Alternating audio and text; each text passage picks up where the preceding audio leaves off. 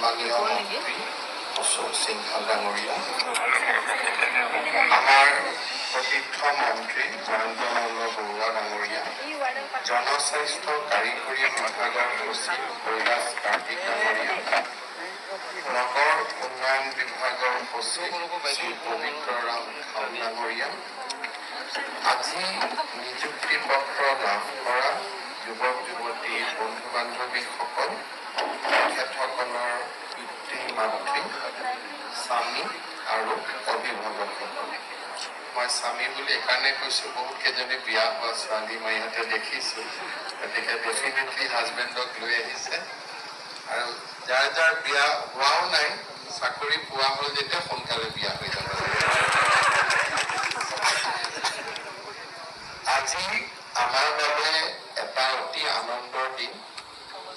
অসমৰ মুখ্যমন্ত্ৰীৰ দায়িত্ব লোৱাৰ প্ৰাকমুহূৰ্তত ৰাজ্যৰ যুৱক যুৱতীসকলক আমি প্ৰতিশ্ৰুতি দিছিলোঁ যে অসমত যদি ভাৰতীয় জনতা পাৰ্টীৰ চৰকাৰ গঠন হয়, আমি 1 লাখ যুৱক যুৱতীক চৰকাৰী চাকৰি দিম। আজি মই আপোনালোকৰ ওচৰত অতি গৌৰৱেৰে ক'ব বিচাৰোঁ যে এই পৰ্যন্ত আমি 1,24,345 গৰাকী প্ৰাৰ্থীক চৰকাৰী পদত নিযুক্তি দিবলৈ সক্ষম হৈছোঁ। অৰ্থাৎ প্ৰতিশ্ৰুতি আছিল 1 লাখৰ আৰু প্ৰতিশ্ৰুতি পাৰ হৈ গৈ 24,345 গৰাকী প্ৰাৰ্থীক আমি অতিৰিক্তভাৱে নিযুক্তি দিব পাৰিছোঁ। 2021ত কোভিডৰ মহামাৰীৰ মাজতো আমি 4,779 গৰাকী প্ৰাৰ্থীক নিযুক্তি দিছিলোঁ। 2022 বৰ্ষত আমি 35,130 গৰাকী প্ৰাৰ্থীক নিযুক্তি দিছিলোঁ।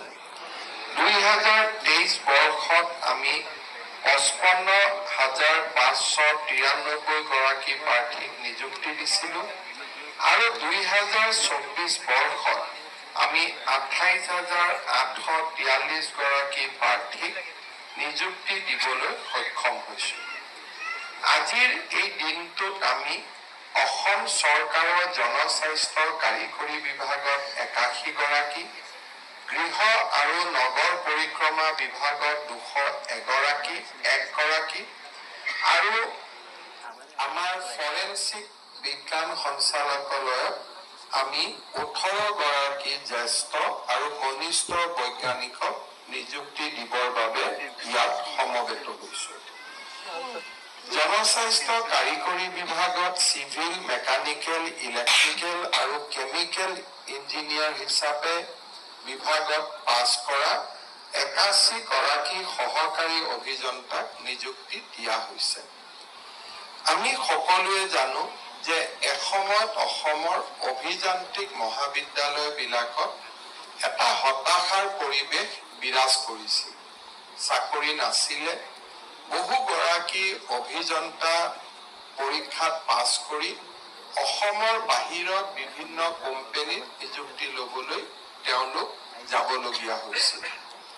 কিন্তু যোৱা 3টা বছৰত অসমত আটাইতকৈ যদি বেছি নিযুক্তি হৈছে চিকিৎসক আৰু অভিযন্তা। লোক নিৰ্মাণ বিভাগ, PHC department, rural development department, সকলো ডিপাৰ্টমেণ্টতে আমি ইঞ্জিনিয়াৰ নিযুক্তি দিবৰ বাবে সক্ষম হৈছোঁ। আৰু ইয়াৰ মূলতে হৈছে অসম চৰকাৰৰ মূলধনী ব্যয়। অৰ্থাৎ অসম চৰকাৰে যিমানেই ইনফ্ৰাষ্ট্ৰাকচাৰ বনাইছে, সিমানে আমাক অভিযন্তাৰ প্ৰয়োজন হৈছে।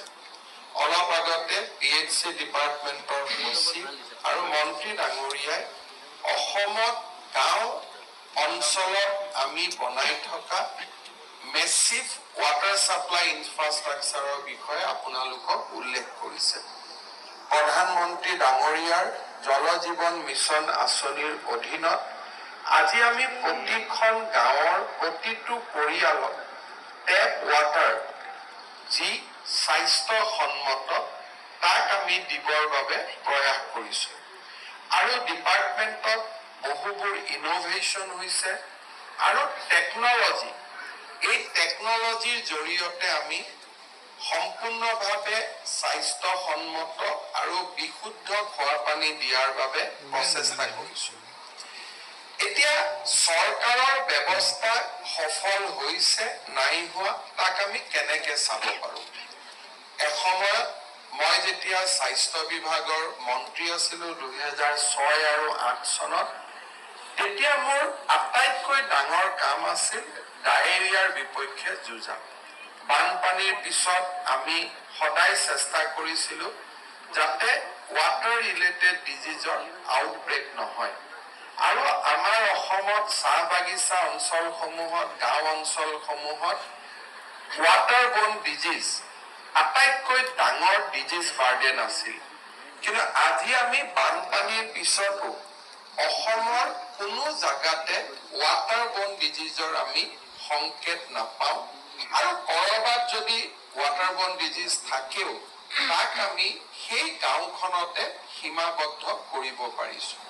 কলেৰাৰ দৰে বেমাৰ এক প্ৰকাৰ নোহোৱা হৈছে। ইয়াৰ মূল কাৰণটো হৈছে যে যিমানে আমি মানুহক বিশুদ্ধ খোৱা পানী দিব পাৰো, সিমানে হেল্থ ইনফ্ৰাষ্ট্ৰাকচাৰৰ ওপৰত প্ৰেছাৰ কমি যায়। অৰ্থাৎ অভিযন্তাসকলে চিকিৎসকসকলৰ পৰিপূৰক হিচাপে কাম কৰিব পাৰে। A good engineer can also reduce disease burden in a society. And more so, যেতিয়া জনস্বাস্থ্য কাৰিকৰী বিভাগ বা আৰবান ডেভেলপমেণ্ট ডিপাৰ্টমেণ্টত ইঞ্জিনিয়াৰ সকলে কাম কৰে, মানুহক বিশুদ্ধ খোৱা পানী দিব পাৰে, তেতিয়া আমাৰ হেল্থ ডিপাৰ্টমেণ্টৰ ওপৰত ডিজিজ বাৰ্ডেন যথেষ্ট কমি যায়। আৰু সেইকাৰণে এই ডিপাৰ্টমেণ্টটোৰ নাম হ'ল জনস্বাস্থ্য কাৰিকৰী বিভাগ, অৰ্থাৎ public health is the guiding word. আজি আমি সংকল্প ল'ব লাগিব যে যিটো আমি মেচিভ ইনফ্ৰাষ্ট্ৰাকচাৰ বনাইছো জনস্বাস্থ্য কাৰিকৰী বিভাগত, প্ৰতি ঘৰ পৰিয়ালক বিশুদ্ধ খোৱা পানী দিয়া, প্ৰধানমন্ত্ৰী মোদী ডাঙৰীয়াৰ এটা সপোন আছিল। ইনফ্ৰাষ্ট্ৰাকচাৰ বনোৱা সহজ, ইয়াক মেইনটেইন কৰা আৰু ইয়াক জীয়াই ৰখা এটা বহুত ডাঙৰ প্ৰত্যাহ্বান। আজি আমাৰ ডিপাৰ্টমেণ্টত যোৱা 3টা বছৰত আমি বহুত ইয়ং ইঞ্জিনিয়াৰ আমি নিযুক্তি দিছো। মই বিশ্বাস কৰো যে আমি সকলোৱে একেলগে একেটা ধাৰাত কাম কৰি যি আমি মেচিভ ইনফ্ৰাষ্ট্ৰাকচাৰ বনাইছো তাক আমি বচাই ৰাখিব পাৰিম। আজি আপোনালোক গুৱাহাটী মেডিকেল কলেজত আহিছে। আপোনালোকে যদি মেডিকেল কলেজৰ পৰা ভঙাগড়লৈ যায়, তাত দেখিব যে কিমান ডাঙৰ এখন কেঞ্চাৰ হস্পিটেল আছে উইথ নিউ আৰ্কিঅলজিকেল লেণ্ডমাৰ্কছ। অলপ আগলৈকে যাওক, তাত নিউৰলজিকেল চেণ্টাৰ আছে, নতুন বিল্ডিং। আৰু তাৰ পৰাই যদি চকু দি অলপ দূৰলৈকে চাই, ইকুৱেলি ইম্প্ৰেছিভ বিল্ডিং আমি বনাই আছো, য'ত নেকি আমাৰ আন এটা ছুপাৰ স্পেচিয়েলিটি হস্পিটেল আহিব।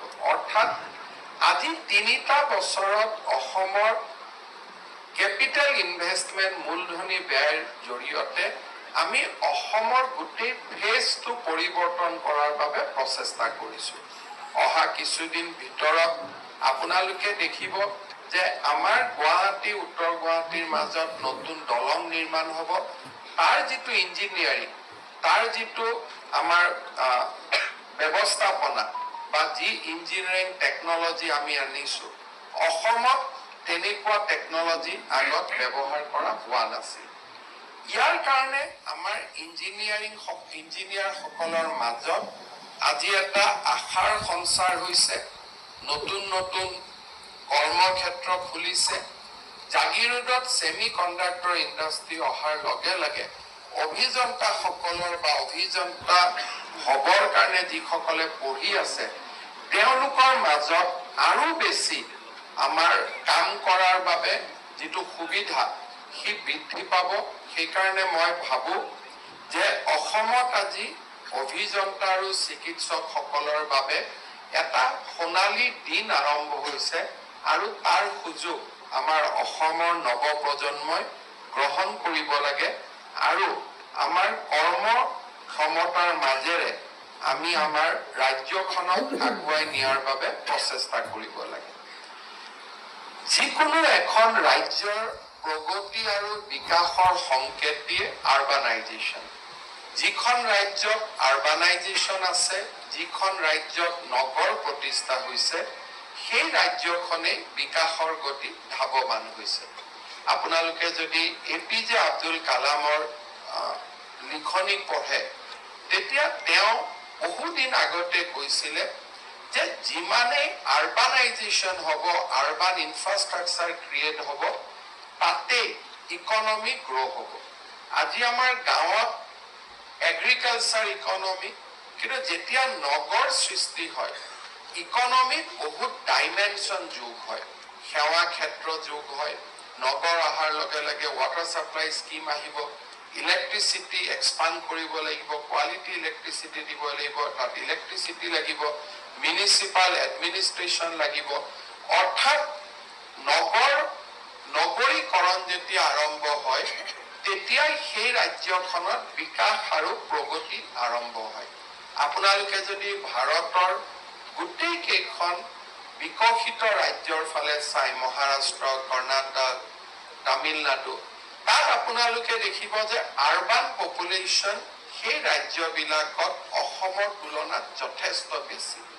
কিন্তু আমাৰ ৰাজ্যত আৰবান পপুলেশ্যন যথেষ্ট কম, আৰু সিয়ে ইণ্ডিকেট কৰে যে অৰ্থনৈতিকভাৱে আজি আমিও আন ৰাজ্যৰ তুলনাত যথেষ্ট আমি পিছুৱাই আছো। আৰবানাইজেশ্যন তেতিয়া হ'ব যেতিয়া আমি একোটা বিশেষ সুবিধা সেই অঞ্চলবিলাকত দিব পাৰিম, আৰু তাত মাষ্টাৰ প্লেনিঙৰ পৰা আৰম্ভ কৰি এটা আৰবান গভাৰ্নেন্সৰ পৰিৱেশ এটা আমি সৃষ্টি কৰিব পাৰিম। আজি আমি যোৱা ৭৮ বছৰৰ যদি আমাৰ পৰিক্ৰমা চাওঁ, আমি পৌৰ প্ৰশাসনক এটা তদৰ্থ ভিত্তিত চলাই আছিলোঁ। আপোনালোকে চিন্তা কৰিব পাৰে যে ডিব্ৰুগড়, তিনিচুকীয়া, শিৱসাগৰৰ দৰে পৌৰসভাত এজন স্থায়ী অভিযন্তা নাছিলে, এজন ফাইনেন্স এণ্ড একাউণ্টছ অফিচাৰ নাছিলে, আৰু তাত এজন চিফ এক্সিকিউটিভ অফিচাৰ নাছিলে। অৰ্থাৎ কেতিয়াবা এজন EACয়ে দায়িত্ব ল'ব, কেতিয়াবা কোনোবা অফিচৰ পৰা এজন ইঞ্জিনিয়াৰ আমি লৈ আহিছোঁ, বা কোনোবা জুনিয়ৰ ইঞ্জিনিয়াৰে আজি প্ৰমোশ্যন হৈ বা যি ধৰণে ২০-২৫ বছৰ ধৰি একোটা মিউনিচিপালিটিত তেওঁলোকে কাম কৰি আছে। আমি আমাৰ চৰকাৰে দায়িত্ব লোৱাৰ পিছত আমাৰ মিউনিচিপালিটিসমূহত আমি ৩টা ক্যাডাৰ আমি সৃষ্টি কৰিব খুজিছিলোঁ। এটা হ'ল প্ৰশাসনীয়, য'ত নেকি এক্সিকিউটিভ অফিচাৰ থাকিব। এটা হ'ল টেকনিকেল ক্যাডাৰ, য'ত নেকি এজন আৰবান টেকনিকেল অফিচাৰ থাকিব, আৰু এজন বিত্তীয় দিশ জনা ফাইনেন্সিয়েল মেনেজমেণ্ট অফিচাৰ থাকিব। আৰু পৌৰসভাসমূহে যাতে হেঁচা নাপায়, বিত্তীয় হেঁচা নাপায়, এই ৩টা ক্যাডাৰৰ নিযুক্তি ৰাজ্য চৰকাৰে কৰিব, আৰু দৰমহা আদিৰ দায়িত্ব ৰাজ্য চৰকাৰে গ্ৰহণ কৰিব। আমি যোৱা কিছুদিন আগতে প্ৰথমবাৰ আমি এক্সিকিউটিভ অফিচাৰসমূহক নিযুক্তি দিবলৈ সক্ষম হৈছিলোঁ, আৰু আজি আমি আৰবান টেকনিকেল অফিচাৰ আৰু ফাইনেন্সিয়েল মেনেজমেণ্ট অফিচাৰসমূহক আজি আমি নিযুক্তি দিব সক্ষম হৈছোঁ। মই ভাবোঁ যে এই ৩টা ক্যাডাৰ পৌৰ নিকায়সমূহত যোৱাৰ পিছত আমাৰ কাম কৰা পদ্ধতি বা আমাৰ কাৰ্যক্ষমতা বৃদ্ধি হ'ব, আৰু আমাৰ পৌৰসভাৰ যিসকল মেয়ৰৰ পৰা আৰম্ভ কৰি চেয়াৰমেনলৈকে তেওঁলোকে এটা উপযুক্ত মেন পাৱাৰ পাব। আৰু মই আশা কৰোঁ যে আজি আমাৰ দেশৰ ভিতৰতে এই ৩টা ক্যাডাৰ সৃষ্টিৰ ক্ষেত্ৰত আমাৰ ৰাজ্য চৰকাৰ দেশৰ ভিতৰতে আজি এটা অগ্ৰণী ভূমিকা ল'ব পাৰিছে।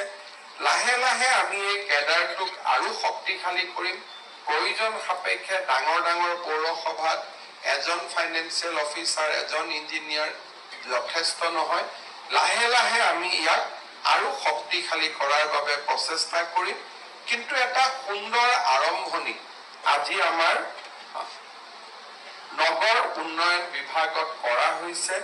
মই এই দুইটা প্ৰয়োগৰ কাৰণে জনস্বাস্থ্য কাৰিকৰী বিভাগৰ মন্ত্ৰী জয়ন্ত মল্ল বৰুৱা আৰু নগৰ উন্নয়ন বিভাগৰ মন্ত্ৰী অশোক সিংহাল ডাঙৰীয়াক অভিনন্দন জনাইছো। আৰু মই বিশ্বাস কৰোঁ যে আজি নিযুক্তি পোৱা যুৱক যুৱতীসকলে আমি যি উদ্দেশ্যেৰে চৰকাৰলৈ এটা নতুন যুৱ শক্তিক আকৰ্ষণ কৰাৰ বাবে প্ৰচেষ্টা কৰিছো, তাত যাতে আমি সফল হ'ব পাৰোঁ। এই গোটেইকেইটা নিযুক্তিৰ এটা হলমাৰ্ক হ'ল মেৰিট, মেধাৰ ভিত্তিত নিযুক্তি। এতিয়া বহু সময়ত নিযুক্তি পোৱা ল'ৰা ছোৱালীবিলাকে কেতিয়াবা কেতিয়াবা তেওঁলোকৰ হোৱাটছআপ ফেচবুক গ্ৰুপত আলোচনা কৰে যে আমি মেৰিটত নিযুক্তি পাইছো, গতিকে আমি কাৰো ওচৰত দায়বদ্ধ নহয়। মই কথাটো ওলোটাকৈ ক'ম যে ৰাজনৈতিকভাৱে নিযুক্তি দিব আটাইতকৈ সহজ। কাৰণ আজি যদি ইয়াত বহি থকা 200 জন মানুহৰ পৰা মই 5-5 লাখ টকালৈ নিযুক্তি দিলোহেঁতেন, মোৰ দুই ধৰণে উপকাৰ হয়। এটা, মোৰ দলৰ কাৰ্যকৰ্তাসকলক নিযুক্তি দিব পাৰিলোহেঁতেন আৰু 5-5 লাখ টকাও ঘৰত আহিলেহেঁতেন। এতিয়া মেধাৰ ওপৰত নিযুক্তি দিব যাওঁতে আমি দুটা ত্যাগ কৰিব লাগে।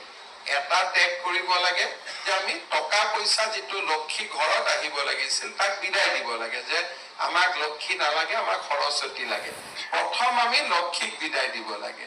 দ্বিতীয়তে, আমাৰ ৰাজনৈতিক জীৱনত আমাৰ লগত শুৱে বাৱে কাম কৰি থকা বহুত মানুহক প্ৰতিটো নিযুক্তিৰ পিছতে আমি হেৰুৱাব লাগে। আজি আমাৰ লগত যিমানবোৰ ইঞ্জিনিয়াৰ আছিলে মোৰ সমষ্টিত, জয়ন্ত মল্ল বৰুৱাৰ সমষ্টিত, অশোক সিংহালৰ সমষ্টিত, আমাৰ যদি কোনোবা কাৰ্যকৰ্তাৰ ঘৰত ল'ৰা ইঞ্জিনিয়াৰ হৈছে, ইণ্টাৰভিউ দিছে, কাগজখন দি থৈ গৈছিল, চাকৰি দিব পৰা নাই, আজি যেতিয়া মই কথাখিনি কৈ গৈ আছো, তেওঁ ঘৰত বিজেপিৰ পৰা পদত্যাগ পত্ৰখন লিখি আছে।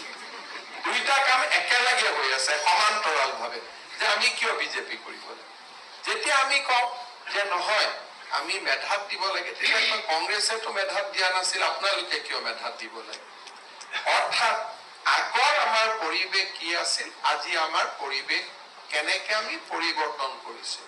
কিন্তু স্বচ্ছ নিযুক্তি মোৰ বাবে এটা অসমৰ জনজীৱনলৈ মই ভাবো যে এটা সময় আহিব য'ত সমাজ পৰিৱৰ্তন হ'বই লাগিব, আৰু সেই পৰিৱৰ্তনক আজি আমাৰ চৰকাৰখনে আঁকোৱালি লৈছে। আপোনালোকে দেখিছে আমি এডিআৰই এক্সাম পাতিছো, এতিয়া স্বচ্ছতাক আগুৱাই লৈ গৈ অহা কালিৰ পৰা পৰীক্ষাত লিখা OMR চিটখনো আমি উভতাই দিব বিচাৰিছো। প্ৰথমবাৰৰ বাবে পৰহি দিনাখন 28 তাৰিখে আমি আনচাৰ কি দিম, আৰু কেণ্ডিডেট সকলৰ পৰা আমি এতিয়া সুধিছো যে আনচাৰ কিট যদি আমাৰ কিবা ভুল হৈছে তাকো দেখুৱাই দিম। আৰু 29 তাৰিখে পৰীক্ষা হ'ব, আমি কৈছো প্ৰশ্ন কাকতখনো ঘৰত লৈ যাওক, যাতে আপোনালোকে মিলাই চাব পাৰে যে আচলতে আপোনালোকে কিমান নম্বৰ পালে বা নাপালে। টেটৰ নিযুক্তিৰে আৰম্ভ কৰা স্বচ্ছতাক আজি এটা আমি নতুন দিগন্তলৈ লৈ যাব খুজিছো। যদি স্বচ্ছতা আমি আমাৰ জীৱনত আঁকোৱালি নললোহেঁতেন, স্বচ্ছ নিযুক্তিক যদি আমি এটা আমাৰ পলিটিকেল আইডিঅলজি হিচাপে গ্ৰহণ নকৰিলোহেঁতেন, এই হলটোত হয়তো 90% আপোনালোক বহি নাথাকিলেহেঁতেন, আন কোনোবা 90% ইয়াত বহি থাকিলেহেঁতেন। মই আশা কৰো যে স্বচ্ছ নিযুক্তিয়ে আমাৰ ৰাজ্যখনক বিকাশৰ পথলৈ আগুৱাই লৈ যাওক। আমি ব্যক্তিগতভাৱে কাৰো ওচৰত সমৰ্পিত হ'ব নালাগে। ৰাজ্যখনক সৰ্বাংগ সুন্দৰ কৰাৰ বাবে we should dedicate ourselves to the cause of Assam's development. ৰাজ্যৰ বিকাশৰ বাবে আমি নিজক সমৰ্পণ কৰাটোৱে হৈছে আজিৰ দিনটোৰ আটাইতকৈ ডাঙৰ মূল্যবোধ বা আজিৰ দিনটোৰ আটাইতকৈ ডাঙৰ টেক এৱে। আমাৰ ঔপনিবেশিকতাবাদ শাসনৰ পিছত ভাৰতে প্ৰথমবাৰৰ বাবে আমাৰ নিজৰ পেনেল কোড আমি গ্ৰহণ কৰিছিলো। ভাৰতৰ ন্যায় সংহিতা ঔপনিবেশিক শাসনৰ ইণ্ডিয়ান পেনেল কোডৰ পৰা আঁতৰি আহি আমি ক্ৰিমিনেল জাষ্টিছক আমি দেশীয়কৰণ কৰাৰ বাবে এটা প্ৰচেষ্টা চলাইছিলো।